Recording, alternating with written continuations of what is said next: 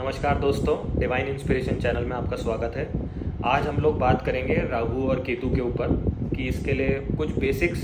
मैं आप लोगों को समझाऊंगा, जिससे आपको कुछ फंडामेंटली क्लियर होए कि हम क्या रेमेडीज़ कर सकते हैं, किस तरह से अपने बिहेवियर पैटर्न में चेंज करके हम इन ग्रहों को बल देके एक अच्छा इनसे आउटपुट ले सकते हैं। अगर इसकी महादशा आपकी कुंडली में चल रही है, आपके हॉरोस्कोप में है ये, मान के चलिए कि मान लो जैसे किसी का राहु की महादशा है, तो राहु का एक टेंडेंसी है कि वो आपको एक इम्पल्सिव नेचर देगा किसी भी चीज़ में। आप बहुत से लोगों का अगर कोई अच्छी पोजीशन पर राहु नहीं बैठा तो मैंने देखा है कि वो इम्पल्सिवली किसी भी चीज़ में चले जाते हैं और उस काम को करने के बाद में उनको रियलाइज़ होता है कि ये मैंने सही किया या गलत किया, उस समय क्या ज़रूरत थी। तो बेटर मैं कहूँगा कि सोच समझ के विचार करके और फिर हम देखें कि हमें ये करना है नहीं करना। तो ये कुछ राहु के हैं। राहु के अगर आप रेमेडीज़ की बात करें तो आप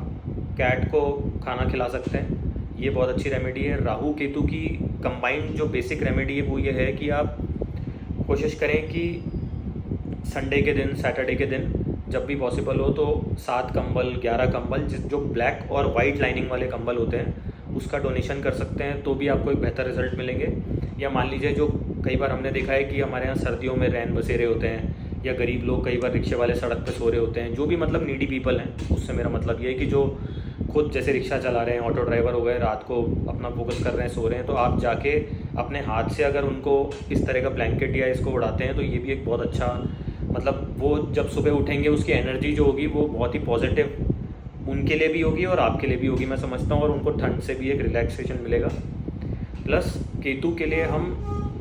डॉग्स की सेवा भी कर सकते हैं। उनको ऐसा कहा गया है कि बिना झोली के फ़कीर, आपसे मांगते कुछ नहीं है। अगर मान लीजिए आपके आसपास डॉग्स होते हैं, कोई चोटिल है, कुछ है, तो आप उनकी हेल्प कर सकते हैं। उनके जो डॉक्टर्स हैं, वेट को, उनको बुला के उनका क्योर करा सकते हैं, ये भी बहुत अच्छी रेमेडी है।